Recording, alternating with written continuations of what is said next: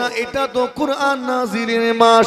আল্লাহ জানিয়েছেন শাহরু রমাদান আল্লাযী উনজিলা ফীহিল কুরআন, রমজান মাস ওই মাস যে মাসে আমি আল্লাহ কুরআন শরীফকে নাজিল করেছি। এই মাস নেকি সঞ্চয়ের মাস, ঈমানদারদের জন্য মেহনতের মাস। আপনি মেহনত করে পরিশ্রম করে বেশি বেশি করে নেকি সঞ্চয় করুন, কেননা আল্লাহ অফার দিয়েছেন, সুযোগ দিয়েছেন। এই মাসে অনেক নিয়ামত আল্লাহ দিয়েছেন। এই মাসে আল্লাহ রেখেছেন সাহরি, রেখেছেন রোজা, আপনার আমার জন্য ইফতারি, রেখে দিয়েছেন সালাতুত তারাবিহ, আপনার আমার জন্য আল্লাহ রেখেছেন রহমত মাগফিরাত, রেখে দিয়েছেন নাজার। এই মাসে আল্লাহ আপনার আমার জন্য রেখেছেন লাইলাতুল কদরের মতো গুরুত্বপূর্ণ ইবাদতের রাত, রেখে দিয়েছেন ইতিকাফের মতো গুরুত্বপূর্ণ একটি ইবাদত। এই মাসে সাদাকায়ে ফিতরের মতো একটা আল্লাহ পাক দান করার ইবাদত রেখে দিয়েছেন। এই মাস কোরআন নাজিলের মাস, তাহলে এই মাসে বেশি বেশি কোরআন শরীফ তিলাওয়াত। আপনার আমার পীর মুর্শিদ সেই ইব্রাহিম বিন আদহাম তিনি কি করলেন, ওই নদীর দিকে মুখ করে মাছগুলোর উদ্দেশ্যে ওয়াদা দিলেন, হুকুম দিলেন, নদীর মাছেরা আমি ইব্রাহিম যে সূঁচটা যে সুইটাকে ফেলেছি, আমার ওই ফেলে দেওয়া সূঁচটাকে তুলে এনে দাও। বলার সাথে সাথে ওই নদীর সমস্ত মাছেরা, ওই নদীর সমস্ত মাছেরা মুখে করে একটি করে রূপার সূঁচ নিয়ে নদীর ধারে এসে খাপি খেতে লাগে। কোন কোন বর্ণনায় বলা হলো যে সোনার সূঁচ, সোনা অথবা রূপার সূঁচ নিয়ে খাপি খাচ্ছে মুখে করে নিয়ে। আচ্ছা হুজুর কটা সূঁচ ফেলেছিলেন? জোরে বলেন। একটা। এতগুলো তো নয়, প্রত্যেক মাছের মুখে একটা করে সোনা বা রূপার সূঁচ। হুজুর আমার বলতে লেগেছেন, নদীর মাছেরা, নদীর মাছেরা, আমি ইব্রাহিম কোন সোনা বা রূপা সূঁচ ফেলি নাই, আমি একটা সাধারণ সূঁচ ফেলেছি। যে সূঁচ, যে সুইটাকে নিয়ে আমি আমার এই ছেঁড়া জামাখানা সেলাই করছিলাম, আমার ওই একটি মাত্র সাধারণ সূঁচকে তুলে এনে দাও। বলার সাথে সাথে সমস্ত মাছগুলো ডুবে গিয়েছিল, তাদের মধ্য থেকে একটি মাত্র মাছ আমার হুজুরের সেই ব্যবহৃত সূঁচটা মুখে করে নিয়ে নদীর ধারে এসে পুনরায় খাপি খেতে লাগে। আল্লাহ পাকের ওলি বলখের বাদশাহ ইব্রাহিম বিন আদহাম রাহমাতুল্লাহ আলাইহি হাতে করে সূঁচটা তুলে নিয়ে ওই দরবেশকে দেখিয়ে জিজ্ঞেস করছেন, ও বাবা দরবেশ, তুমি কি দেখতে পাচ্ছ সেই রাজত্ব ছেড়ে এই জঙ্গলে এসে আমি কি পেয়েছি? কি পেয়েছি দেখতে পাচ্ছ? আমার হুজুর বলতে লেগেছেন, ও বাবা দরবেশ শোনো, সেই দিনে আল্লাহ আমাকে বাদশাহী দিয়েছিলেন, বালখের বাদশাহ ছিলাম আমি, আমার রাজত্ব ছিল ওই বালখ প্রদেশের কিছু মুষ্টিমেয় মানুষের উপরে আমার রাজত্ব ছিল। আমি সেই রাজত্ব ছেড়ে দিয়ে এই কঠিন অরণ্যে এসে আমি আমার আল্লাহকে খুশি করেছি, আমার মালিক আমার খালিকের সন্তুষ্টি হাসিল করেছি, আমার আল্লাহ পাকের রিজামন্দি হাসিল করেছি, যার কারণে আল্লাহ পাক আমার উপরে খুশি হয়ে গিয়ে আজকে পুরো কায়নাতের উপরে আমার রাজত্ব দান করে দিয়েছেন। মান লাহুল মাওলা ফালাহুল কুল, মান লাহুল মাওলা ফালাহুল কুল, যে মাওলার হয়ে যায়, যে মাওলার হয়ে যায়, ফালাহুল কুল, কুল কায়নাত তার হয়ে যায়, যে আল্লাহর হয়ে যায়, আল্লাহ তার জন্য পুরো কায়নাতের উপরে রাজত্ব তৈরি করে দেন। ও মুসলমানের ছেলেরা, কুন মা আল্লাহ, কুন মা আল্লাহ তারাল্লাহু মাআকা, তুমি আল্লাহ আল্লাহর হয়ে যাও, তুমি আল্লাহর হয়ে যাও, তারা তুমি দেখতে পাবে, তারা তুমি দেখতে পাবে আল্লাহু মাআকা, তোমার আল্লাহ তোমারই সঙ্গেতে রয়েছে। সেই আল্লাহর হতে হবে। যদি আল্লাহর হতে পারি, আল্লাহ আমার সঙ্গে থাকবেন না থাকবেন না? ওহুয়া মাআকুম আইনা মা কুনতুম, তিনি তো তোমার সঙ্গে আছেন, তুমি যেখানেই থাকো না কেন। একবার জোরে হয় না সুবহান। ঘরে থাকো, বাইরে থাকো, জঙ্গলে থাকো, মাঠে থাকো, যেখানেই থাকো না কেন, কিংবা তুমি এই পৃথিবীর বাইরে মহাকাশে থাকো না কেন, ওহুয়া মাআকুম, আল্লাহ তোমারই সঙ্গেতে রয়েছেন। আস্তে করে হয় না? আর একটু আস্তে করে, আরো আস্তে। মুসলমানের ছেলেরা, ও নওজওয়ানেরা, তরুণীরা, আমার মুরব্বিয়ানেরা, খেয়াল করে শুনে রেখে দিন। ইব্রাহিম বিন আদহাম 1 তারিখে রাস্তা দিয়ে হেঁটে হেঁটে যাচ্ছেন, যাওয়ার পথে তিনি একটা মাতালকে দেখতে পেলেন। কাকে দেখতে পেয়েছেন? মাতাল, মদখোর। এত মদ খেয়েছে তার কোনো হুঁশ নেই, খেয়াল নেই। এত মদ গিলেছে নিজের বাড়ির রাস্তাটাও ভুলে গেছে। এরকম লোক আপনার আমার এলাকায় নেই মনে হয়? হ্যাঁ আছে। এত গিলা গিলেছে, মদ খেয়ে হুঁশ নেই, বাড়িতে গিয়ে বউকে মা বানিয়ে ফেলেছে। এরকম নেই মনে হয়? ফতোয়া দরবারে আসে মাঝে মাঝে এরকম কিছু। এই কেউ যদি বউকে মা বলে, মাসলা পড়ে যাবে না? তার উপর ফতোয়া পড়বে না? কথা বলে না কেন? বলা যাবে? খবরদার যেন বউকে মা বলুনি, বোন বলুনি, ভাবিও বলে ফেলুনি, যেন গন্ডগোল হয়ে যাবে, মারাত্মক ফতোয়া পড়বে। হ্যাঁ, আইয়ামে জাহেলিয়া যুগের মানুষেরা তার স্ত্রীকে চিরতরে নিজের জন্য হারাম যখন করতে চাইতো, তখন বলতো আনতা কাযা উম্মি, তুমি আমার কাছে আমার মায়ের মতো, ব্যাস এতটুকু বলে দিত। চিরতরে ওই স্ত্রী ওই স্বামীর জন্য হারাম হয়ে যেত। অনেকে ইয়ার কি করতে করতে বলে না, হ্যাঁ, বউকে অনেকে ভাবি সাজিয়ে ফেলছে। ফোন এসেছে বাড়ি থেকে, বউ ফোন করেছে, এই কে ফোন করেছে? বন্ধুকে বলছে আম্মা ফোন করেছে। খারাপ লাগছে মনে হয়? শুনে, স্ত্রীকে কখনো মা বলা যাবে না, বোন বা ভাবি বানানো যাবে না। কথাটা মাথায় রাখবেন। কিছু কিছু জিনিস আছে ইয়ার কি করতে করতেও লেগে যায়। যদি এমনটা কেউ করে তাহলে জিহারের মাসলা পড়বে, তাকে জানতে হবে, জিহারের ফতোয়া পড়বে। হ্যাঁ, জিহারের মাসলা জেনে নেবেন। চলেন, কিছু কিছু জিনিস আছে ইয়ার কি করতে করতে হয়ে যায়, ইয়ার কি করতে করতে মালিকানা পাল্টে যায়। হ্যাঁ, ইয়ার কি করতে করতে, হাসি মজা করতে করতে বিয়ে হয়ে যায়, হাসি মজা করতে করতে তালাকও হয়ে যায়। ঠিক বলছি না ভুল বলছি?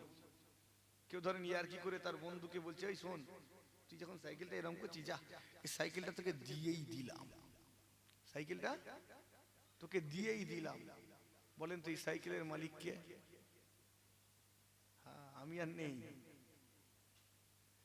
মালিক পাল্টে গেছে। দিয়ে দিলাম, ও তো দিয়ে দিয়েছে। ইসলামে মুখের কথা যথেষ্ট।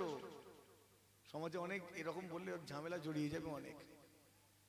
মশলাগুলো একটু একটু বলছি বলে অসুবিধা হচ্ছে না তো? জেনে রাখার দরকার আছে।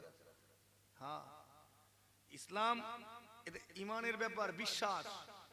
তুমি ইমানদার তো, বিশ্বাসী তো, তোমার এই জবানের কথাই যথেষ্ট। এই কাগজপত্রের দরকার নেই, মুখের কথাটাই যথেষ্ট। বলে দিয়েছো সাইকেল দিয়ে দিলাম, ও সাইকেল এখন ওর, তোমার আর নেই। ফতোয়া জেনে নেবেন। ইয়ার কি করতে করতে একটা ছেলে মেয়েকে বলছে আমি তোমাকে বিয়ে করলাম, আর মেয়েটাও বলে ফেললো আমি কবুল করলাম। গেল, কিছু করার নেই, বিয়ে হয়ে গেছে। ঠিক বলছি না ভুল বলছি? ঠিক বলছি না ভুল বলছি? ভুল বলছি মনে হয়। যদি কোনো ছেলে কোনো মেয়েকে বলে, বা কোনো মেয়ে কোনো ছেলেকে বলে আমি তোমাকে বিয়ে করছি, আর ও বললো আমি কবুল করলাম, কিচ্ছু করার নেই, বিয়ে হয়ে গেছে। এবার ভেবে দেখেন, ফোনে ফোনে এরকম কিছু হয়নি মনে হয়? হ্যাঁ, যুবক ভাইরা হাসছে, মহা সমস্যা, সামলাম না এবার। হ্যাঁ, এবারে শুধু তোমাকে দেনমোহরটা দিতে হবে। কি দিতে হবে? কি দিতে হবে? বিয়ে হয়ে গেছে, ওরা এখন স্বামী স্ত্রী, কিন্তু হ্যাঁ, একে অন্যের উপরে অধিকার প্রতিষ্ঠা করতে পারবে না যতক্ষণ না দেনমোহর দেয়। যতক্ষণ না দেনমোহর দিচ্ছে, স্বামী স্ত্রী হয়ে গেছে, এবার দিনমোহরটা দিবে, অধিকার প্রতিষ্ঠা হবে। কথা বোঝাতে পারছি না মনে হয়? জি হ্যাঁ, দিনমোহর না দিলে গায়ে হাত দিতে পারবে না, হয়ে গেল। কিন্তু স্বামী স্ত্রী ইয়ার কি করতে করতে বউকে বলছে 1 2 3, কিচ্ছু করার নেই, তালাক হবে না? হবে না? কথা বলে না কেন? তোমাকে কে ইয়ার কি করতে বলেছিল? আমি আর কি সিরিয়াস বিষয়গুলো নিয়ে ইয়ার কি চলবে না তো? যুবক ভাইরা সব চিন্তা করছে তো, আমাদের তারা 4টে 5টা করে বিয়ে হয়ে গেছে, ফোনে কতজনকে এরকম বলে বসে আছে, সামলাও এবার। এই মুসলমানের ছেলেরা, ও নওজওয়ানেরা, তরুণেরা, আমার মুরব্বিয়ানেরা শুনে রেখে দিন, ওই মদখোরটি রাস্তায় মাতলাম করছে, এতটা মদ্যপান করেছে নিজের বাড়ির রাস্তা পর্যন্ত হারিয়ে ফেলেছে। ইব্রাহিম বিন আদহাম যখন যাচ্ছেন, হুজুর দেখে চিনতে পেরে গেলেন এই মদখোরটাকে। হুজুর বুঝতে পেরে গেছে, ভালো করে দেখলেন, এটা তো আমারই গোলাম, যাকে আমি আজাদ করেছি। হুজুরের 72টা দাস দাসী ছিল, গোলাম ছিল। কটা? 72টা। যখন সব ছেড়ে দিয়েছেন, ছাড়ার সময় ওই গোলামগুলো কেউ আজাদ করে দিয়েছেন। একবার জোরে হয় না সুবহানাল্লাহ। তো ওই আজাদকৃত গোলামদের মধ্য থেকে একটা গোলাম আজকে মদ খেয়ে তার এই অবস্থা, দিশা হারিয়ে ফেলেছে। কিন্তু সে মাতালটা চিনতে পারেনি হুজুরকে। হুজুর যাচ্ছেন, এই আমাকে আমার বাড়ির রাস্তাটা দেখিয়ে দেবে, আমার বাড়িতে পৌঁছে দেবে। মাতালটা কি বলছে? আমাকে আমার বাড়িতে একটু পৌঁছে দেবে। হুজুর কি করলেন? বাড়িতে পৌঁছে দেওয়ার জন্য চলেন, হাত ধরলেন, ধরে নিয়ে যাচ্ছেন। নিয়ে যেতে যেতে না একটা কবরস্থানের সামনে নিয়ে গিয়ে দাঁড় করিয়ে দিয়ে বলছেন, এই নাও তোমার বাড়ি এসে গেছি, তোমার বাড়ি এসে গেছি। আচ্ছা বলেন তো, আপনার সঙ্গে যদি কেউ এমনটা করে, আপনি তাকে কি করবেন? আপনাকে কেউ বললো আমাকে আমার বাড়িতে পৌঁছে দাও, আপনি কি করলেন? তার হাত ধরে নিয়ে গিয়ে কবরস্থানের সামনে দাঁড় করিয়ে দিলেন। কি মনে হয় ও আপনাকে ছেড়ে দেবে? কথা বলে না কেন? ছাড়বে তো? ছেড়ে দেবে। আপনি হলে কি করতেন? ধরেন আপনাকে, আপনি একজনকে বলেন আমার ঘরে নিয়ে চলো তো, ও কোনো জায়গায় না নিয়ে গিয়ে কবরস্থানে ঢুকিয়ে দিয়েছে, এলাও ঘরে এসে গেছি। খেপে যাবেন না যাবেন নি? তো রেখে যাবেন তো? খেপে গেছে মাতালটা, ইয়ার কি পেয়েছো? তুমি আমার সঙ্গে মশকরা করছো? আমার বাড়িতে নিয়ে যেতে বললাম, তুমি কোথায় নিয়ে এসছো? কবরস্থান। হুজুর বলছেন, বাবা রেগে যাচ্ছ কেন? এটাই তো মানুষের আসল ঘর। একবার জোরে হয় না সুবহানাল্লাহ। এই আমাদের আসল ঘর কোনটা? জোরে বলেন, আসল ঘর জানা আছে তো নাকি? এটা মনে আছে? মনে নেই, এখন মনে পড়লো। এখন মনে জানেন, কিন্তু মনে ছিল না, এখন মনে পড়লো।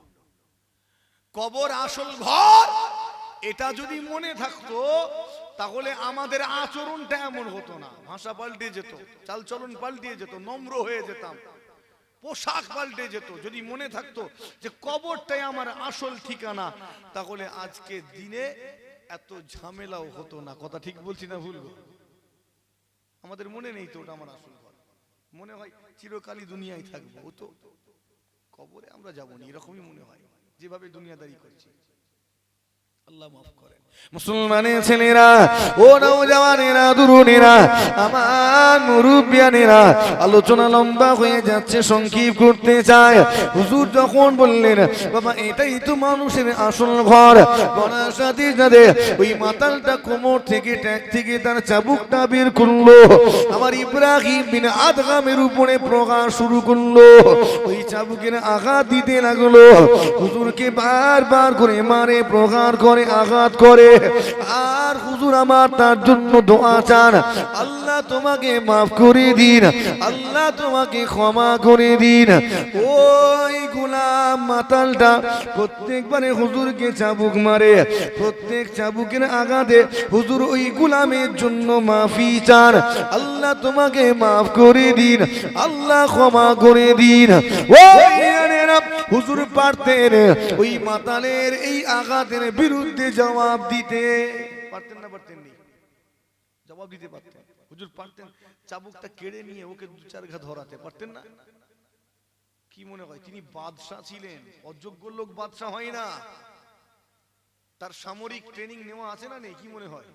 কথা বলে না কেন? একজন বাদশাহ, সেই যুগের বাদশাদের তারা নিজেরাই তো যুদ্ধের নেতৃত্ব দিতেন, তো তার সামরিক শিক্ষা নেই, ট্রেনিং নেই? একটা ঘুষি মেরে ওকে ইন্নালিল্লাহ করে দিতে পারতেন। কথা ঠিক বলছি না ভুলবো? কত বড় বড় যোদ্ধাদেরকে যুদ্ধের ময়দানে তারা হারিয়েছেন, মাতালকে তো একটা মারলেই মরে যাবে, কিন্তু হুজুর জবাব দেননি, হুজুর প্রতিঘাত করেন, চুপচাপ দাঁড়িয়ে দাঁড়িয়ে মার খেচ্ছেন আর দোয়া চাইছেন, আল্লাহ তোমাকে মাফ করে দিন। একবার জোরে হয় না সুবহানাল্লাহ? জি গা শুনে রেখে দিন, হুজুর আমার তার জন্য দোয়া চাইছেন, আল্লাহ তোমাকে ক্ষমা করে দিন, আল্লাহ মাফ করে দিন। এমন অবস্থায় আরো একজন বুজুর্গ ব্যক্তি ওই রাস্তা দিয়ে হেঁটে হেঁটে যাচ্ছিলেন, তিনি এটা দেখে ছুটে এসে ওই মাতাল গোলামের হাত থেকে চাবুকটা কেড়ে নিলেন।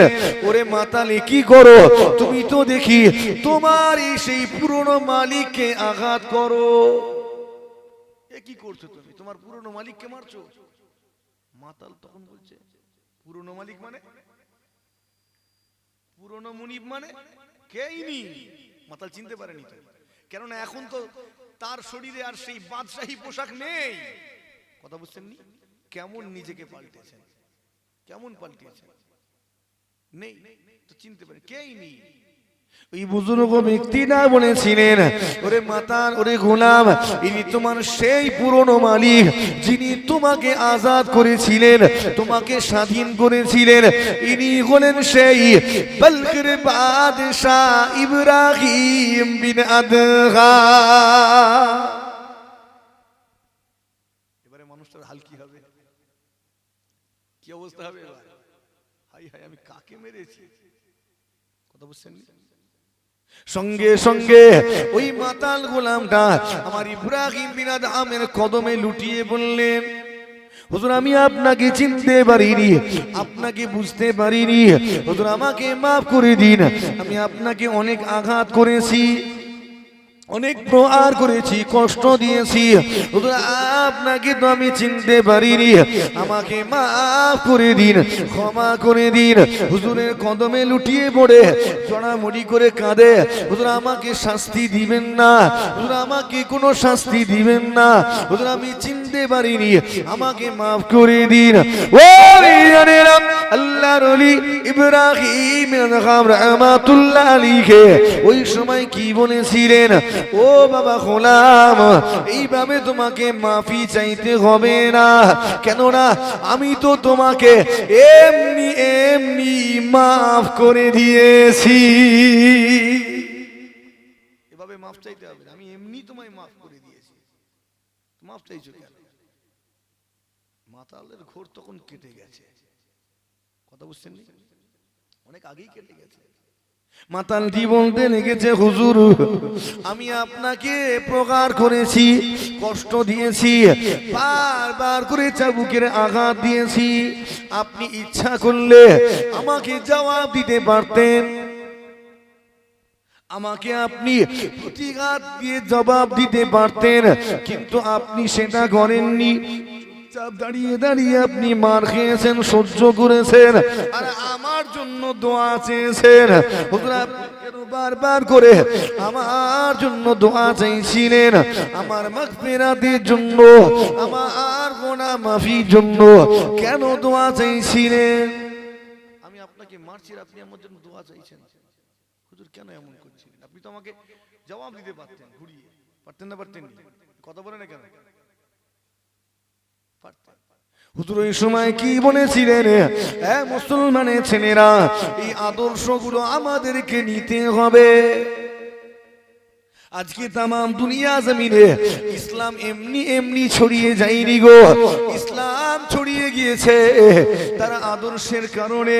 এই আদর্শের কারণে মানুষ যুগে যুগে ইসলামের প্রতি আকৃষ্ট হয়েছে আর কালেমা পড়ে মুসলমান হয়ে গিয়েছে। ও রুজানেরা, ওই আল্লাহর ওলি বলখের বাদশাহ ইব্রাহিম ওই সময় কি বলেছিলেন, ও বাবা গোলাম শোনো, আমি তোমার জন্য কেন দোয়া চাইব না, আমি কেন তোমার জন্য দোয়া চাইব না বলো, তুমি তো আমাকে জান্নাতি হতে সাহায্য করেছিলে। হুজুর আমি তো আপনাকে মারছিলাম, আমি জান্নাতি হতে সাহায্য করলাম কোথায়? এই আপনার আওয়াজ শুনছেন কি? দেখে নিই তো, নারে তাকবীর, আওয়াজ মনে হচ্ছে শুনছেন, নারে তাকবীর। আওয়াজ শুনছে নারে দেখবে মাঝে মাঝে একটু দেখে নিতে হয় না তো চলেন হুজুর আমি তো আপনাকে মারছিলাম আপনাকে জান্নাতি হতে সাহায্য কি করে করলাম হুজুর তখন বলেছিলেন ও বাবা গোলাম শোনো তুমি যখন আমাকে মারছিলে প্রহার করছিলে আমি তখন সবর ইখতিয়ার করেছি তুমি তো আমাকে আমার সবর করতে সাহায্য করেছিলে আমি জবাব দিতে পারতাম আর আল্লাহ আত্মরক্ষার পারমিশন দিয়েছেন না দেননি কথা বলে না কেন এই অধিকার তো আল্লাহ দিয়েছেন যদি আমাকে কেউ আঘাত করে আমি তো আত্মরক্ষা করব এই পারমিশন আল্লাহ দেননি আমি পারতাম জবাব দিতে কিন্তু আমি ওটাকে বেছে নেইনি আমি সবর করাটা বেছেছি একবার জোরে হয় না সুবহানাল্লাহ শুনেন জবাব না দেওয়ার পেছনেও কারণ আছে একদা আমার নবী পাক সাল্লাল্লাহু আলাইহি ওয়াসাল্লামের মজলিসে হযরতে আবু বকর হুজুর বসে আছেন কে বসে আছেন তিনি আমার নবী পাকের বাল্য বন্ধু শ্বশুর তার অনেক পরিচয় আছে না নেই সেই আবু বকর সিদ্দিক রাদিয়াল্লাহু তাআলা আনহু আমার নবী পাক সাল্লাল্লাহু আলাইহি ওয়াসাল্লামের মজলিসে বসে আছেন আর একজন ইহুদি এসে না আবু বকর হুজুরকে যা তা করে বলছে উল্টো পাল্টা কথা বলছে ছোট বড় কথা বলে আবু বকর হুজুরকে ছোট দেখাতে চায় আর যখন এরকম করছে আবু বকর হুজুর কোনো কথা বলেননি পুরো শান্ত থেকে চুপচাপ তার কথাগুলোকে শুনছেন একটাও জবাব দিচ্ছেন না একবার জোরে হয় না সুবহানাল্লাহ কোনো জবাব দেননি অথচ বলে যাচ্ছে কতক্ষণ চুপ করে থাকবে ও তো বলেই যাচ্ছে লাগাতার মাথা গরম হবে না হবে না অনেকক্ষণ নিজেকে কন্ট্রোল করার পরে ওই মানুষটা যখন বলা বন্ধ করেনি বলেই যাচ্ছে তখন আবু বকর হুজুর বলা শুরু করলেন যেই আবু বকর হুজুর কিছু বললেন সঙ্গে সঙ্গে আমার নবী পাক ওই মজলিস থেকে উঠে চলে গেলেন সরে গেলেন অথচ এতক্ষণ ওই মানুষটা বলছে আবু বকর শুনছে এটা দেখে আমার নবী মুচকে মুচকে হাসছেন আর যখনই আবু বকর হুজুর জবাব দিতে গেলেন তখন আমার নবী চলে গেলেন আবু বকর হুজুর বুঝতে পেরে গেছেন যে আমার নবী অসন্তুষ্ট হয়েছেন ব্যাপারটা কি জানতে চাইবে না যাইবে না ব্যাপারটা কি এভাবে চলে গেলেন কেন আমার আবু বকর সিদ্দিক রাদিয়াল্লাহু তাআলা আনহু আস্তে আস্তে করে আমার নবী পাকের দরবারে গিয়ে হাজির হলেন আমার নবীকে বলতে লেগেছেন ইয়া রাসূলুল্লাহ ইয়া হাবিবাল্লাহ হুজুর আপনি কি শুনেননি ওই মানুষটা আমাকে কিভাবে জবানের দ্বারা আঘাত করেছিল ওই মানুষটা কেমন ছোট বড় কথা বলছিল আমাকে ছোট করে দিচ্ছিল যখন আমি চুপ করে আসি মানুষটা কথা বলেই যাচ্ছে আপনি তখন মুচকে মুচকে হাসছেন আপনি কি দেখেননি কেমন করে আমাকে ছোট করছিল অথচ আপনি তখন হাসছেন আর যখনই আমি আবু বকর কিছু বলতে গেলাম আপনি অসন্তুষ্ট হয়ে চলে এলেন ইয়া রাসূলুল্লাহ আপনি এমনটা কেন করলেন আল্লাহ নবী ওই সময় কি বলেছিলেন ও বাবাজি আবু বকর আমি কেন হাসছিলাম জানো কেননা যতক্ষণ ওই মানুষটা তোমাকে কথা শোনাচ্ছিল তুমি চুপ করে সহ্য করছিলে কোনো জবাব তুমি দাওনি চুপ করেছিলে যখন তুমি চুপ করেছিলে আমি রাসূলুল্লাহ দেখতে পাচ্ছিলাম আল্লাহ পাক তোমার পক্ষ নিয়ে জবাব দেবার জন্য ফেরেশতাদের পাঠিয়ে দিয়েছিলে তুমি চুপ করেছিলে আল্লাহর ফেরেশতারা তোমার হয়ে ওকালতি করছিল একবার জোরে হয় না সুবহানাল্লাহ এজন্য আমি হাসছিলাম যে দেখো আমার আবু বকরের হয়ে আল্লাহর ফেরেশতারা পর্যন্ত জবাব দেয় লড়াই চালিয়ে যায় একবার জোরে হয় না সুবহানাল্লাহ এজন্য হাসছিলাম কিন্তু বাবা আবু বকর তুমি যখনই মুখ খুলেছো তুমি যখনই নিজে থেকে জবাব দিতে গেছো সঙ্গে সঙ্গে ওই ফেরেশতারা তোমাকে তোমার হালে ছেড়ে দিয়েছেন কথা বুঝতে পারেননি মনে হয় যতক্ষণ চুপ ছিলে তোমার হয়ে তারা কথা বলছিল কিন্তু তুমি যখন দায়িত্ব নিয়েছো নিজের হয়ে নিজেই ওকালতি করবে তারা আর তোমার পক্ষে নেই তারা হাল ছেড়ে দেয় তুমি তোমার মতো এবার তুমি তো একা পড়ে গেলে এজন্য আমি রাসূলুল্লাহ চলে এসেছি এই বলেন তো দোয়া তিনজনের দোয়া দ্রুত কবুল হয় আপনার জানা আছে দাওয়াতুল মুসাফিরের দোয়া আর কার কার দোয়া বলেন না দাওয়াতুল মুসলিম অত্যাচারিত ব্যক্তির দোয়া আল্লাহ কবুল করে নেন। একবার জোরে হয় না সুবহানাল্লাহ। কেন? সে তো অত্যাচারিত, সে জুলুমের শিকার। তো সে যখন কোনো দোয়া চায় না, তার হয়ে তো কেউ সাহায্য করার নেই। কথা ঠিক না ভুল? তার হয়ে কেউ আছে সাহায্য করার নেই, তো এই জন্যই তো সে অত্যাচারিত। তো সে যখন কোনো দোয়া চায়, আল্লাহ ও দোয়াকে কোনো জায়গায় আটকে রাখেন না, সরাসরি কবুল করেন। একবার জোরে হয় না সুবহানাল্লাহ। আর একটু আস্তে করে, আর আস্তে। মুসলমানের ছেলেরা, আলোচনা সংক্ষেপ করতে যায়, নিজেকে পরিবর্তন করুন। আমার ইব্রাহিম হুজুর বলতে গেছেন, বাবা গোলাম শোনো, আমি কেন তোমাকে তোমার জন্য মাফি চাইবো না? তুমি তো আমাকে জান্নাতি হতে সাহায্য করেছিলে, যখন তুমি আমাকে প্রহার করেছিলে আমি সবর ইখতিয়ার করেছিলাম, আমি সবর করেছি। মানে ইন্নাল্লাহা মা'আস সাবিরিন, আল্লাহ সবরকারীদের সঙ্গে থাকেন। আমি সবর করেছি মানে আল্লাহ আমার সঙ্গে রয়েছে। আল্লাহ যার সঙ্গে থাকে সে জান্নাতে যাবে না জাহান্নামে যাবে? কথা বলেন। এখন আপনার মধ্যে সবর আছে তো নাকি? হ্যাঁ, একটুতেই অধৈর্য হয়ে যান না তো? কথা বলে না কেন? হয়তো আমি লেটে এসেছি, অনেকে অধৈর্য হয়েছেন। আমাদের মধ্যে সে ধৈর্য নেই। অথচ হুজুর কেবলাদের জামানায় হুজুর আসছেন ফুরফুরা শরীফ থেকে গরুর গাড়ি করে টুকটুক টুকটুক করে, মুরিদ দাঁড়িয়ে আছে বর্ষার সময় ছাতা নিয়ে, একটা হ্যাচা কি হারকেন নিয়ে দাঁড়িয়ে আছে। ওর হুজুর আসছে তো আসছে, মুরিদও দাঁড়িয়ে আছে, সরে যায়নি। এরকম জিজ্ঞেস করবেন বয়োজ্যেষ্ঠ মানুষদেরকে, দাঁড়িয়ে দাঁড়িয়ে অপেক্ষা করছে, 6 ঘন্টা হয়ে গেছে দাঁড়িয়েই রয়েছে। কেন? আমার পীর আসছে। একবার জোরে হয় না সুবহানাল্লাহ। বর্তমানে আমাদের মধ্যে সবর আছে নেই? আমরা এটা ইখতিয়ার করি না। সংক্ষেপ করে নিজেকে পরিবর্তন করুন। হুজুর আমার বলতে লেগেছেন, আমি তোমাকে মাফ করেছি, তুমি আমার কাছে মাফ চাওয়ার আগে আমি তো তোমাকে মাফ করেছি। কেন মাফ করেছি জানো?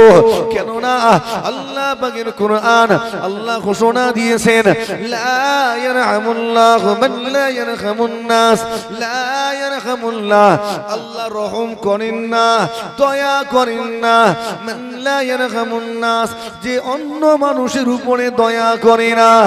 ও জানেরা, জিগা শুনে রেখে দিন, হুজুর বলতে গেছেন, আমি যদি তোমাকে মাফ না করি আল্লাহ তো আমাকে মাফ করবেন না। আমি আল্লাহ পাকের কাছ থেকে মাফি পেতে চাই, এজন্য তোমাকে ক্ষমা করে দিয়েছি। কেননা আমি যদি তোমাকে ক্ষমা করি আমার আল্লাহ পাকও তো আমাকে ক্ষমা করবে। এটা আমাদের মধ্যে আছে ক্ষমা করে দেওয়া? না, নেই। ক্ষমা করে দেওয়া আছে? আমাদের বদলা নেওয়াটা আছে, ঠিক না ভুল? ও একটা ইট ছুড়লে আমার তরফ থেকে 5খানা ছুটে যাবে। ও একটা ইট ছুড়লে, হ্যাঁ, ও একটা কথা আমাকে ঠেস মেরে বলেছে, ব্যাস মিজাজ চড়ে গেল, ঘুরে গিয়ে এমন এমন কথা বলা হলো, ও লাস্টে বেলায় দেখছে যে এখানে ঢিল মারলে বোকামু হবে, পালাই, মাথা নিচু করে পালিয়ে গেল। কিন্তু আমি যদি একটু ওটাকে সহ্য করতাম, আমার মধ্যে সবর করা থাকতো না? থাকতো না? আমি যদি সবর করতাম আল্লাহ খুশি হতেন, আল্লাহ আমার সঙ্গেই থাকতেন। একবার জোরে হয় না সুবহানাল্লাহ। আর একটু জোরে হয় না সুবহানাল্লাহ। মুসলমানের ছেলেরা, ও নওজওয়ানেরা, তরুণেরা, আমার মুরব্বিয়ানেরা, নিজেকে মজবুত করুন, নিজেকে পরিবর্তন করুন। আপনার আমার মধ্যে পরিবর্তন আনতে হবে, আপনাকে আমাকে সবর ইখতিয়ার করতে হবে, মানুষকে মাফ করতেও শিখতে হবে। কেউ ভুল করেছে, মাফ করা শিখতে হবে না? হবে না? কারণ আমি যদি মাফ না করি আল্লাহ আমায় মাফ করবেন না, আল্লাহ জানিয়েছেন। ও নওজওয়ানেরা, জি আলোচনা বেড়ে যাচ্ছে, একটু আমালি জিন্দেগি তৈরি করুন। আল্লাহর ওলি বান্দা গণেরা আল্লাহকে খুশি করতে চেয়েছেন, তাইরা জেগে জেগে নামাজ পড়েছেন, কোরআন শরীফ তিলাওয়াত করেছেন, জিকির করেছেন, মুরাকাবা মুশাহাদা করেছেন, সাধনা করেছেন। আপনাকেও সাধনা করতে হবে, মেহনতি হতে হবে। আপনাকে অবশ্যই আমাকে আপনাকে মেহনতি হতে হবে, কেননা মেহনতি বান্দাদের আল্লাহ পছন্দ করেন। আপনাকে আমাকেও রাত জেগে জেগে পরিশ্রম করতে হবে, জিকির করতে হবে। অলস মুরিদের কখনো উন্নতি হয় না। রুহানি উন্নতি হয়। আজ যদি আপনি বায়াতি জীবন আপনার 60 বছর বয়স, 40 বছর ধরে আপনি বায়াত হয়ে আছেন, যদি জিজ্ঞেস করি কোন সবকে আছেন, হুজুর সেই প্রথম সবক, সেই বায়াত হওয়ার সময় যেটা হুজুর দিয়েছেন, আর পাল্টাইনি। কথা বুঝতে পারেননি? আর চেঞ্জ হয়নি। ও তো অলস কুড়ে, তাই উন্নতিও হয়নি। পক্ষান্তরে যারা মেহনত করেছে উন্নতি হয়েছে না হয়নি? কথা বলেন, উন্নতি হবে। আল্লাহ মেহনতিদের পছন্দ করেন। এই রমজান শরীফ মাস আসছে, আর মাত্র কয়েকটা দিন বাকি। ওয়া আলা আলি সাইয়্যিদিনা, সৃষ্টির শ্রেষ্ঠ তুমি মুহাম্মদ রাসূল, দান করেছেন খোদা তোমায় নিয়ামত অতুল। সৃষ্টির শ্রেষ্ঠ তুমি মুহাম্মদ রাসূল, দান করেছেন খোদা তোমায় নিয়ামত অতুল। সৃষ্টি মাঝে নাহি কে গো, সৃষ্টি মাঝে নাহি কে গো তোমার সমতুল। তোমার নামে পড়তে দরুদ মোরা করব না কবুল। আল্লাহুম্মা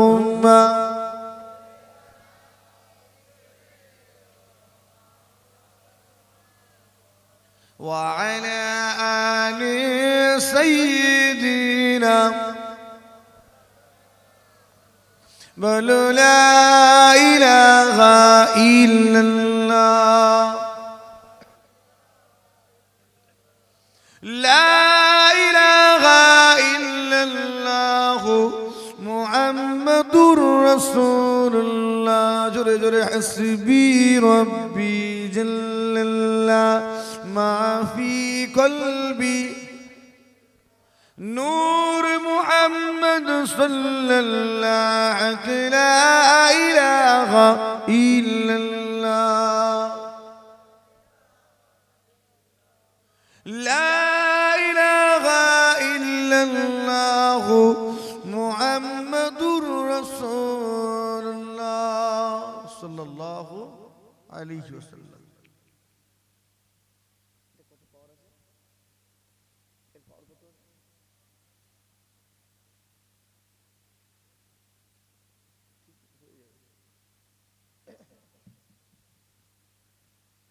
আল্লাহ হাজির করিয়েছেন পাক মাহফিলে অদম গুনাহগার।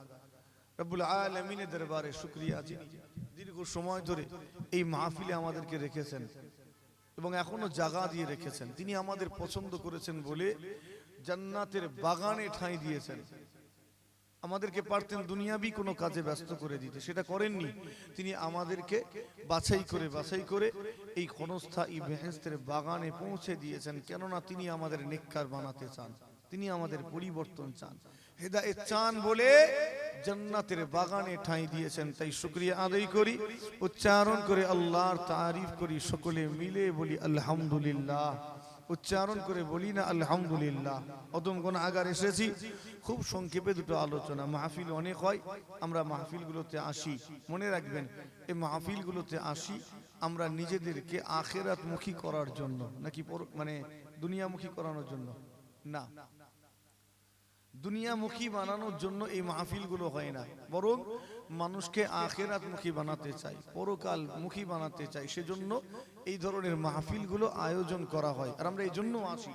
কিন্তু আজকের দিনে আমরা আখিরাতের চেয়ে দুনিয়ার গুরুত্বটা একটু বেশি দিয়ে ফেলি। বাস্তব কথা এটা, আমাদের কাছে দুনিয়ার গুরুত্বটা বেশি, আখিরাতের গুরুত্বটা কমে গিয়েছে। যার কারণে আপনার আমার মধ্যে পরিবর্তনটা দেখা যাচ্ছে না। আপনার আমার মধ্যে সে ভয় নেই, জাহান্নামের আযাবের ভয় অন্তর থেকে উঠে যাচ্ছে। যদি জাহান্নামের আযাবের ভয় অন্তরে থাকতো, তাহলে আমাদের দ্বারা পাপ কাজগুলো হতো না, গুনার কাজগুলো হতো না। কথা ঠিক বলছি না ভুল?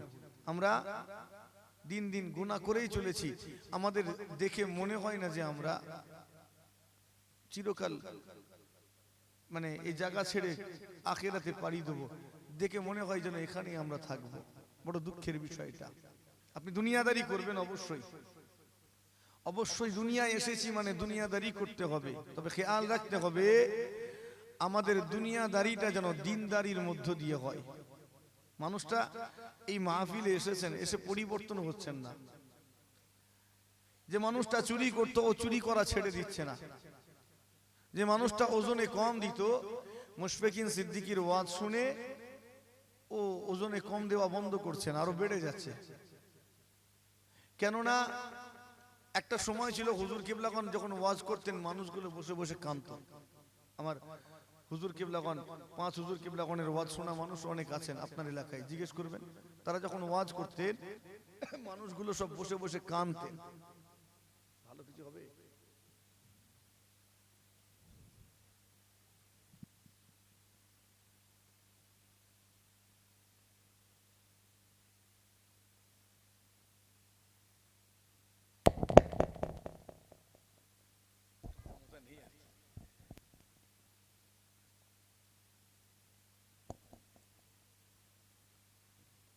তো হুজুর কিবলাদের ওয়াজ নসিহত শুনে মানুষজন কিন্তু এই মজলিসে বসে বসেই কাঁদতেন। কেননা তারা আমাল ওয়ালা ছিলেন, তাই তাদের কথার একটা প্রভাব পড়তো, তাসির পড়তো মানুষের উপর। আর এখন ওয়াইজিনও দুনিয়ামুখী, তাই শ্রোতাগুলোও তো ওয়াইজিনকে ফলো করে, তো তারাও দুনিয়ামুখী হয়ে যায়, দুনিয়াদার হয়ে যায়। যেমন ইমাম তেমন মুসল্লি, যেমন বক্তা তেমন শ্রোতা। এটা খেয়াল রাখতে হবে। মানুষটা আমার মজলিসে এসে যেন পরিবর্তন হয়। যে মানুষটা সুদ খেত, কই সুদ খাওয়া তো ছেড়ে দিচ্ছে না, ছাড়ছে নাকি? কত জলসা শুনছে, ছাড়েনি। যে মানুষটা গাঁজা টানতো, ও গাঁজা খাওয়াটা বন্ধ করছে না। কেন? এর অনেক কারণ আছে, তার মধ্যে একটা হলো বলনে ওয়ালা নিজে যে কথাটা বলছে এটার উপরে আমাল নেই, এটা প্রথম। দ্বিতীয়, মানুষটা মাহফিলে আসছে, ওই মানুষটা নিজেকে পরিবর্তন করারও ইচ্ছা নেই। যদি আমরা নিজেদের পরিবর্তন করতে চাইতাম, আল্লাহ আমাদের পরিবর্তন করে দিতেন। আল্লাহর ওয়াদা এটা, আল্লাহর কুরআন, ইন্নাল্লাহা লা ইউগাইয়িরু মা বিকওমিন হাত্তা ইউগাইয়িরু মা বিআনফুসিহিম। আমি আল্লাহ ততক্ষণ কোন কওম, কোন জাতি, কোন গোত্রকে পরিবর্তন করি না, করছি না, করব না, যতক্ষণ না ওই কওম, ওই জাতি, ওই গোত্রটা, ওই ব্যক্তিটা নিজেকে পরিবর্তন করতে চায়। তো যখন মানুষটা নিজেকে পরিবর্তন করতে চাইবে, আল্লাহ তখন পরিবর্তন করবেন। যদি ও না চায়, আল্লাহর দরকার নেই পরিবর্তন করার। আপনি নামাজি নন, আল্লাহ আপনাকে কেন নামাজি বানাতে যাবেন বলেন তো? আল্লাহর কি দরকার আছে? না। আপনি বেনামাজি, আল্লাহ আপনাকে কেন নামাজি বানাতে যাবেন? আল্লাহর তো প্রয়োজন নেই। যার প্রয়োজন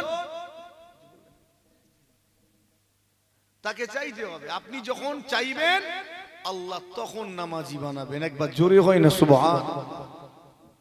জি হ্যাঁ, আমরা নিজেদের পরিবর্তন চাই না বলে আজও পরিবর্তন হতে পারিনি। যে মানুষগুলো বেনামাজি আছে, একদম ডাইরেক্ট কথা, খারাপ লাগুক ভালো লাগুক, ও কখনো নামাজি হতে চায়নি। যে মানুষটা বেরোজগার, ও কখনো রোজাদার হতে চায়নি। যে মানুষটা সুদখোর, ও কখনো সুদ ছাড়তে চায়নি, বরং সুদ নিতে চেয়েছে। ছাড়তে যদি চাইতো, আল্লাহ ঠিক ছাড়িয়ে দিতেন। কথা ঠিক বলছি না ভুল? তো আমরা নিজেরা পরিবর্তন হতে চাই না। এই মাহফিলগুলোতে এসেছি পরিবর্তন হওয়ার জন্য। যদি উদ্দেশ্য হয় পরিবর্তন, তাহলে আল্লাহ আমাদের পরিবর্তন করে দিবেন। একবার জোরে হয় না সুবহানাল্লাহ? জি হ্যাঁ, এই মাহফিলগুলো আমাদেরকে আখিরাতমুখী বানায়। কিন্তু আমরা দুনিয়ায় এমন ভাবে ঘুরছি, দুনিয়ার কাদা লাগিয়ে বসে আছি। আপনারা আমার পীর ও মুর্শিদ আল্লাহ হযরত ছোট হুজুর পীর কেবলা রাহমাতুল্লাহ আলাইহি একটা কথা বলতেন, বাবা পাকাল মাছ চেনো, পাকাল মাছের মতো হও। কেমন করে দুনিয়াদারি করবে? এমন ভাবে দুনিয়াদারি করবে যেন দুনিয়ার কাদা তোমার শরীরে না লাগে। পাকাল মাছের মতো থাকবে, পাকালে মানে পাকে, কিন্তু শরীরে পাক লাগবে না, কাদা লাগবে না। ওই রকম ভাবে দুনিয়াদারি করতে হবে। কিন্তু আমরা তো কাদা মেখে বসে আছি। কথা ঠিক না ভুল? আমরা কাদা মেখে বসে আছি। পানিতে নেমেছি মানে ভিজতে হবে, দুনিয়া এসেছি মানে দুনিয়াদারি করতে হবে। কিন্তু দুনিয়াদারি করতে গিয়ে দুনিয়ার কাদা মাথায় নিয়ে যেন না উঠি। আপনি পুকুরে নেমেছেন, ভিজবেন না ভিজবেন নি? কথা বলেন, ভিজতে হবে তো। কিন্তু আপনি এমন গুলিয়ে ফেলেছেন না পানিটা, যখন উঠছেন মাথায় কাদা, কাঁধে কাদা, চারিদিকে ময়লা লেগে উঠছে না, এরকম নয়। দুনিয়াদারি শিখবো বড় পীরের কাছ থেকে। আমরা জীবনে বড় পীরের মতো দুনিয়াদার হতে পারবো না। তিনি দুনিয়াদার ছিলেন, খ্বাজা পীর দুনিয়াদার ছিলেন, মুজাদ্দিদ জামান দাদা হুজুর কিবলা দুনিয়াদার ছিলেন। যার স্মরণে আজকের এই মাহফিল, মরহুম সৈয়দ আব্বাস আলী রহমাতুল্লাহ আলী, এই মানুষগুলো দুনিয়াদার ছিলেন। এনাদের মতো দুনিয়াদারি আমরা করতে পারবো না, পারিও না। আপনি বলবেন হ্যাঁ তারা দুনিয়াদার ছিলেন, হ্যাঁ তারা পাক্কা দুনিয়াদার ছিলেন। কেমন দুনিয়াদারি করেছেন? আল্লাহ যেমন বলেছেন, যতটা বলেছেন ঠিক ততটাই দুনিয়াদারি করেছেন। একবার জোরে হয় না সুবহান। এমনটা নয় যে তারা সীমা পার করেছেন, না, সীমা লঙ্ঘন করেননি। আল্লাহ সীমা লঙ্ঘনকারীকে পছন্দ করেন না। আল্লাহ যা যতটা বলেছেন তারা ততটুকু করেছেন, আর আমরা আল্লাহ যা বলেছেন পুরো তার বাইরে চলছি। কথা ঠিক না ভুল? এজন্যই তো আমরা ফাঁসছি। আপনারা আমার পীর ও মুর্শিদ ছোট হুজুর কিবলা রহমাতুল্লাহ আলী দরবার শরীফ একদিন বসে আছেন, মুরিদ মুহতাকি দিনগণ বসে আছেন, হুজুর কথা বলছেন। মানুষ তৈরি হয় কিন্তু ওই বৈঠকি আলোচনাগুলোতে। এই মজলিস, এরকম বড় মজলিসে মানুষ তৈরি হয় না। এতে ওয়াজ শোনা হয়, জ্ঞান বাড়ে, কিন্তু মানুষের মধ্যে মজবুতি আসে বৈঠকি আলোচনায়। আর যেটা আমরা আজকের দিনে নেই না। ফুরফুরা শরীফে গেলাম, নিজেদের কাজ আছে তাড়াতাড়ি মিটিয়ে আবার চলে এলাম, ঠিক না বল? দাওয়াত করতে হবে, লিখিয়ে দিলাম, আর তাবিজ তাজবির ঝাড়ফুঁক নিলাম, অথবা হালুয়া মনসুর মিঠাই কিনলাম, প্রয়োজন মিটিয়ে চলে এলাম। বসলাম না, সহবতে গিয়ে বসলাম না। যদি একটু বসি 2 ঘন্টা 3 ঘন্টা, তাহলে তাদের কথাগুলো শুনতে পাবো, আর এগুলো প্রভাব ফেলবে মানুষটার উপরে। মানুষটা মজবুত হবে, মানুষটা পরিবর্তন হবে। একবার জোরে হয় না সুবহান। হুজুর কিবলা খান সহবতে বসিয়ে আলোচনা করে করে মানুষকে পরিবর্তন করেছেন। জি হ্যাঁ, তো আমরা সেটা করি না, যার কারণে আজকের দিনে আমাদের এই অবস্থা। যেটা বলতে চাইছি, তো হুজুর কিবলা খান যেভাবে দুনিয়াদারি করেছেন আমাদের সেভাবে করতে হবে। তারা শিখিয়ে দিয়েছেন, তারা আমাদের দেখিয়ে দিয়েছেন। হুজুর কিবলা বৈঠকে আলোচনা করতে করতে আসমানের দিকে নজর গেল, দেখলেন 3টি পাখি সামনে পেছনে আগুপিছু ভাবে উড়ে উড়ে যাচ্ছে, পাশাপাশি নয়, সামনে পেছনে। আর দ্বিতীয় পাখিটা প্রথম পাখিটাকে ধরার চেষ্টা করে, প্রথম পাখিটা লাথি মেরে সরিয়ে দেয়। তৃতীয় পাখিটাও দ্বিতীয় পাখিটাকে ধরার চেষ্টা করে, লাথি মেরে সরিয়ে দেয়। মুরিদদের বললেন, বাবা দেখো তো ঘটনাটা, কিছু বুঝছো? কিছু এখান থেকে কিছু বুঝতে পারলে? তো মুরিদগণ বলছে, হুজুর এখান থেকে আমরা কি বুঝবো, আপনি আমাদের বলে দেন, আপনি বলে দেন বিষয়টা। আপনার আমার পীর মুর্শিদ আলা হযরত ছোট হুজুর পীর কিবলা রহমাতুল্লাহ আলাইহি উপস্থিত মুরিদ মুহতাকি দিনদের উদ্দেশ্যে জিজ্ঞাসা করলেন, বাবা বলো তো দেখি এই ঘটনা থেকে তোমরা কি শিক্ষা নিলে? হুজুর আপনি বলে দেন। হুজুর আমার বলতে লেগেছেন, আমার মুরিদেরা, আমার মুহিব্বিন খলিফা সঙ্গী সাথীরা, ওই প্রথম পাখিটা দেখছো, যে পাখিটা দ্বিতীয় পাখিটাকে লাথি মেরে মেরে দূরে সরিয়ে দেয়, এই প্রথম পাখিটা কি জানো? এই প্রথম পাখিটা হলো আল্লাহ পাকের মাহবুব প্যারা ওলি বান্দা। পাখিটা ওলি বান্দা নয়, স্বরূপ। স্বরূপটা বর্ণনা করছেন যে এটা ওলি বান্দার স্বরূপ। তা দ্বিতীয় পাখিটা কি? মুরিদগণ বলছে, হুজুর আপনি বলে দেন। হুজুর আমার বলতে লেগেছেন, এই দ্বিতীয় পাখিটা অন্য কিছু নয়, দ্বিতীয় পাখিটা হলো দুনিয়া। ও বিয়ানেরা, যারা আল্লাহর ওলি হয়ে যান, আল্লাহ পাকের প্রিয় ভাজন, প্রিয় পাত্র, আল্লাহর মাহবুব হয়ে যান, দুনিয়া তাদের পেছনে পেছনে দৌড়াতে থাকে। আর আল্লাহর ওলি বান্দাগণেরা দুনিয়াকে লাথি মেরে মেরে দূরে সরিয়ে দেন। ঠিক যেমন ওই প্রথম পাখিটা দ্বিতীয় পাখিটাকে লাথি মেরে মেরে দূরে সরিয়ে দিতে লেগেছে। এই মুরিদেরা বলো তো 3 নম্বর পাখিটা কি? সব বসে আছে, মুরিদেরা বসে আছে, বলো 3 নম্বর পাখিটা কি? সবাই বলছে, হুজুর আপনি বলে দেন। ওখানে যারা বসে আছেন সবাই মূর্খ নয়, জ্ঞানী মানুষও আছেন, তারা বুঝতে পারছেন হুজুর কি বলছেন, তারপরেও বলছেন হুজুর আপনি বলে দেন। হুজুর আমার বলতে লেগেছেন, আমার মুরিদ মুরিদেরা, আমার মুহিব্বিন খলিফা সঙ্গী সাথীরা, বাবারা শোনো শোনো শোনো, এই তৃতীয় পাখিটা অন্য কিছু নয়। তৃতীয় পাখিটা হলো দুনিয়াদার। যারা দুনিয়াদার হয়ে যায়, দুনিয়া দুনিয়া করে পাগল হয়ে যায়, মত্ত হয়ে যায়, দিওয়ানা হয়ে যায়, দুনিয়া দুনিয়া করে আচড়া পাচড়ি শুরু করে দেয়, আর দুনিয়াও তাদেরকে ফাঁকি দিয়ে দিয়ে দূরে সরে যায়। ঠিক যেমনটা ওই তৃতীয় পাখিটাকে লাথি মেরে মেরে দূরে সরিয়ে দিতে লেগেছে। যেমন ওই তৃতীয় পাখিটাকে লাথি মারছে, দুনিয়াও ওই রকম দুনিয়াদারকে লাথি মারে। আর বাস্তব এটাই, আমরা দুনিয়ায় ডুবে গিয়েছি। কি করেছি? দুনিয়াদারও হতে পারিনি, দিনদারও হতে পারিনি, না দুনিয়ার হয়েছি না দিনের হয়েছি, কোনোটাই হতে পারিনি, আটকে গেছি মাঝখানে।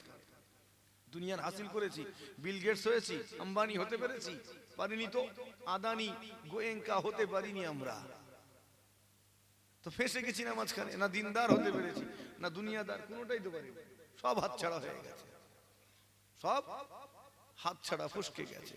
জি হ্যাঁ, শুনে রেখে দিন, আল্লাহ নবী আপনাকে আমাকে সতর্ক করলেন। হ্যাঁ দুনিয়ার মানুষেরা শোনো, নবী আমার সতর্ক করলেন, ফাত্তাকুদ দুনিয়া। হ্যাঁ আমার উম্মতি গণেরা, তোমরা দুনিয়াকে ভয় করো, ডর করো, দুনিয়া থেকে পরহেজ করো, সতর্কতা অবলম্বন করো।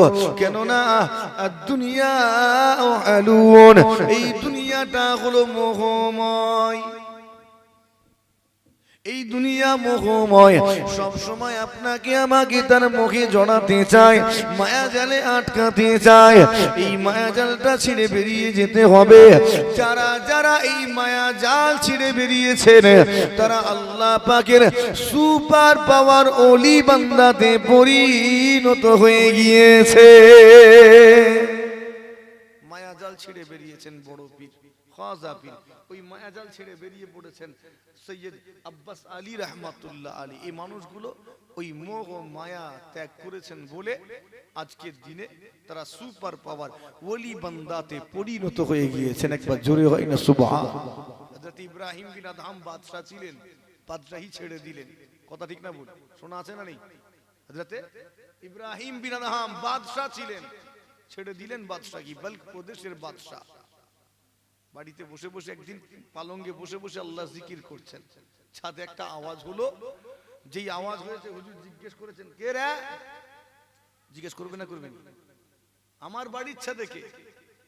যে আওয়াজ দিয়েছেন, উপর থেকে আওয়াজ আসছে, আমি আমার একটা উট হারিয়ে গিয়েছে, উটটাকে খোঁজার জন্য বাড়ির ছাদে এসেছি। এই কথাটা শুনে হুজুর একটু হাসলেন। কি খেপা, কি পাগল দেখেছো, কি বোকা দেখেছো? ওর উট হারিয়ে গেছে, আচ্ছা উট খোঁজার জন্য কোথায় যাবে? বাড়ির ছাদে যাবে তো নাকি মাঠে যাবে? গরু ছাগল ভেড়া হারিয়ে গেলে শপিং মলে খুঁজতে যাবো না, কোথায় যাবো? মাঠে, মাঠে ঘাটে খুঁজবো। তো হুজুর বলছেন কি খেপা দেখেছো, ওর উট হারিয়ে গেছে, উট খুঁজতে এসেছে আমার বাড়ির ছাদে। কত বোকা দেখো। যেই বলেছেন কত খেপা, কি বোকা দেখো, উপর থেকে আওয়াজ আসছে, ইব্রাহিম আমাকে বোকা বলার আগে নিজের দিকে তাকাও, আসল বোকাকে বুঝতে পারবে, খেপাকে বুঝতে পারবে। আমার উট হারিয়েছে, উটের গলা লম্বা হয়, উঁচু জায়গা থেকে লক্ষ্য করলে দূরে যদি কোথাও থাকে দেখতে সহজ হবে না? হবে না? দেখতে সহজ হবে। কিন্তু তুমি কি করছো? আমার আসার পেছনে যুক্তি আছে। তুমি ঘরে বসে পালঙ্গে বসে দুনিয়ার ঝামেলা মাথায় নিয়ে আল্লাহ পাওয়ার চেষ্টা করছো। বলো তো দুনিয়ার ঝামেলা মাথায় নিয়ে কি আল্লাহকে পাওয়া যায়? কথা বলে। পুরো রাজ্যের চিন্তা তো ইব্রাহিম বিন আদহামের মাথায়, তো তার মাথায় সব চিন্তা, ওই চিন্তা নিয়ে নামাজ পড়ছেন, নামাজ হবে? আপনি আল্লাহু আকবার বলে নামাজে দাঁড়িয়েছেন, দুনিয়ার চিন্তা করছেন, নামাজ হবে তো? জিকির করছেন আল্লাহ আল্লাহ আল্লাহ, এদিকে মনে মনে চিন্তা করছেন আল্লাহ পকেটে পয়সা নেই, কি করে কি করব? জিকির হচ্ছে না অন্য কিছু হচ্ছে? কথা বলে। তো দুনিয়ার টেনশন মাথায় নিয়ে তো আল্লাহকে পাওয়া যায় না। ব্যাস এই কথাটা মাথায় লেগে গেল। সারাটা রাত হুজুরের আর ঘুম হলো না, রাতটা জেগে জেগে কাটিয়ে দিলেন। ফজরের রাত হয়ে গেল, আমার নামাজটা আদি করে আবারও রাজদরবারে সিংহাসনে গিয়ে বসলেন। এখানে একটা ঘটনা ঘটেছিল। এই ঘটনার পরে হুজুর সিদ্ধান্ত নিলেন, আমি আর রাজত্ব করব না, বাদশাহী করব না, ছেড়ে দেব। হুজুর বাদশাহী ছেড়ে দিলেন, রাজত্ব ছেড়ে দিলেন। হুজুরের যা গোলাম ছিল, দাস দাসী ছিল, সব আজাদ করে দিলেন।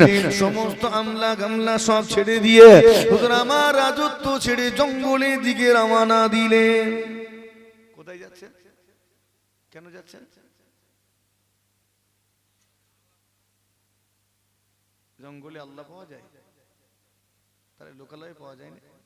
এবার শোনা আছে তো আপনাদের, আল্লাহকে জঙ্গলে পাওয়া যায়, অন্য কোথাও পাওয়া যায় না। তাহলে সব জঙ্গলেই গেল কেন? বেশিরভাগ আল্লাহর ওলি জঙ্গলেই গেছে। আমি অনেক জীবনী পড়েছি, অনেক ইবাদত তো ঘরেও করছেন, তাহলে ওখানে কেন? কেননা দুনিয়ার চিন্তা মাথায় নিয়ে ইবাদত হয় না। ইবাদতের জন্য মনোযোগের দরকার, আন্তরিকতার দরকার। কথা ঠিক না ভুল? পূর্ণ মনোযোগ সহকারে আল্লাহর ইবাদত করতে পারবো যেদিন, সেদিন তো ইবাদত কবুল হবে।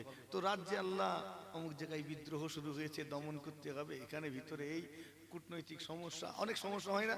তো ওসব চিন্তা মাথায় নিয়ে তো আল্লাহর ইবাদত হচ্ছে না। তো এই জন্য আল্লাহকে এভাবে পাওয়া যায় না। আল্লাহকে পেতে গেলে দুনিয়ার খেয়াল ছেড়ে দিতে হবে, নিজের পূর্ণ মনোযোগের সঙ্গে আল্লাহর ইবাদত করতে হবে। ওই ইবাদতে আল্লাহকে পাওয়া যাবে। একবার জোরে হয় না সুবহানাল্লাহ। লা সালাতা ইল্লা বিহুজুরিল কলব। হুজুরি কলব ছাড়া নামাজ হয় না। ওই হুজুরি কলবটা কি? ওটা কি?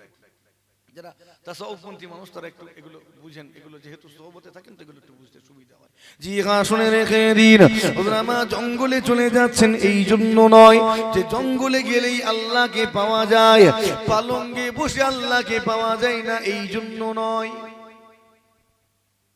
আপনি যদি ওই পালঙ্গে, সোনার পালঙ্গে বসে বসে একেবারে আন্তরিকতার সঙ্গে জিকির করেন, ইবাদত করেন, ওই সোনার পালঙ্গে বসে বসেই তো আল্লাহকে পাওয়া যাবে। একবার জোরে হয় না সুবহানাল্লাহ? হ্যাঁ, পাওয়া যাবে। কিন্তু ওই খাটে বসে বসে আপনার চিন্তাও তো কম নয়। কথা ঠিক না ভুল? ওখানে বসলেই তো চিন্তা।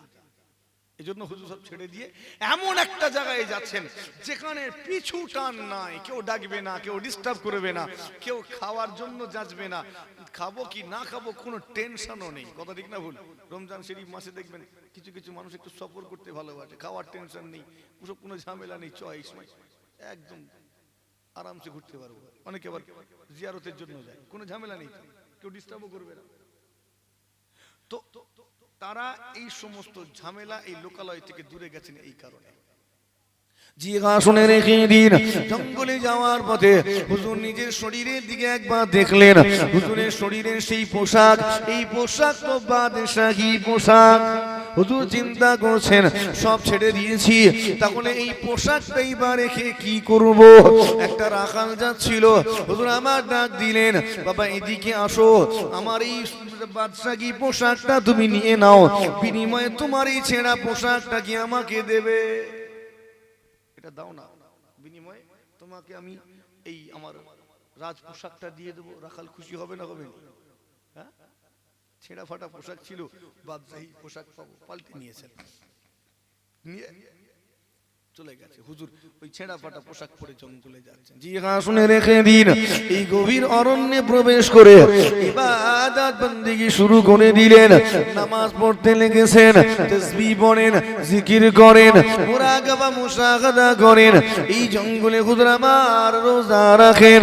এইভাবে কঠিন অধ্যবসায়ের পরে আমার আল্লাহ পাক খুশি হয়ে গেলেন। খুশি হয়ে ইব্রাহিম বিন আদহামকে ওলির বিলায়েত নসিব করে দিলে। আল্লাহ খুশি হয়েছেন তার মেহনতে, পরিশ্রম। জি হ্যাঁ, কোনো কিছু হাসিল করতে গেলে মেহনত করতে হবে, পরিশ্রম করতে হবে, সাধনা করতে হবে। মেহনত ছাড়া, পরিশ্রম ছাড়া আপনি সেরকম কিছু হাসিল করতে পারবেন না। ও মুসলমান, আল্লাহ মেহনতি বান্দাদেরকে পছন্দ করেন, পক্ষান্তরে অলস কুড়ে বান্দাদেরকে আল্লাহ পছন্দ করেন না। যারা অলস কুড়ে, আল্লাহ তাদের পছন্দ করেন না, মেহনতিদের পছন্দ করেন। আর এজন্য দেখবেন যত বরকত দেন সব মেহনতিদেরকে, কথা ঠিক না ভুল না, কুড়েদেরকে আল্লাহ বরকত দিয়েছেন মেহনতিদের, তার মেহনত পছন্দ হয়েছে, আল্লাহ কবুল করে বরকত দিয়েছেন ধন সম্পদে। একবার জোরে হয় না সুবহান। আপনিও মেহনত করবেন, আল্লাহ বরকত দিবেন, কুড়েদের আল্লাহ বরকত দেন না। আর একটা কথা, ইসলামে অলসতার কোনো জায়গা নেই। আপনি অলসতা করবেন, এটার কোনো জায়গা ইসলামে নেই। কুড়েদেরকে আল্লাহ জায়গা দেননি, আল্লাহ মেহনতিদের পছন্দ করেন। আপনি অলস জীবন যাপনও করতে পারবেন না, আপনাকে মেহনত করতে হবে।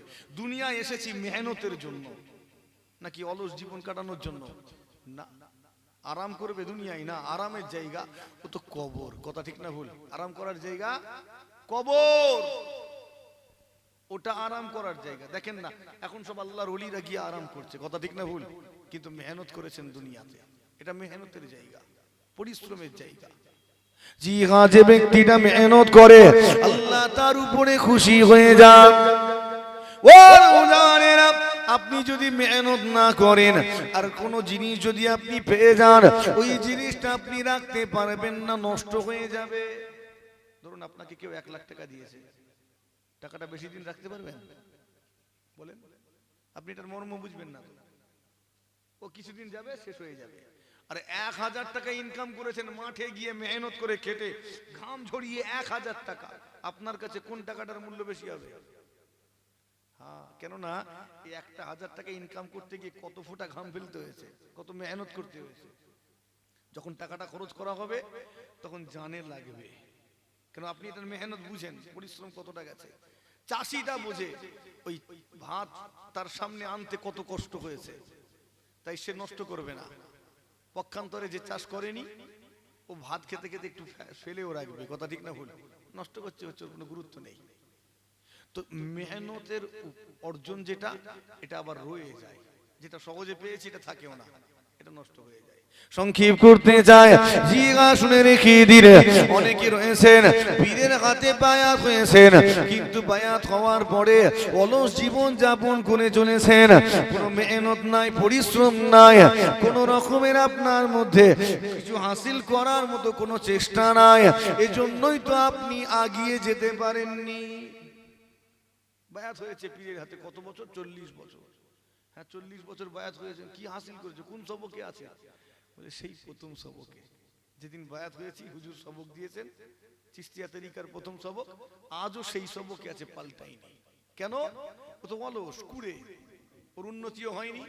পক্ষান্তরে যে মেহনতি সবক নিয়ে মেশ করেছেন, 40 দিন অন্তর অন্তর গিয়েছেন, সবক পাল্টেছেন, ওই মেহনতি বান্দাটা কিছু হাসিল করতে পেরেছে, কথা ঠিক না ভুল?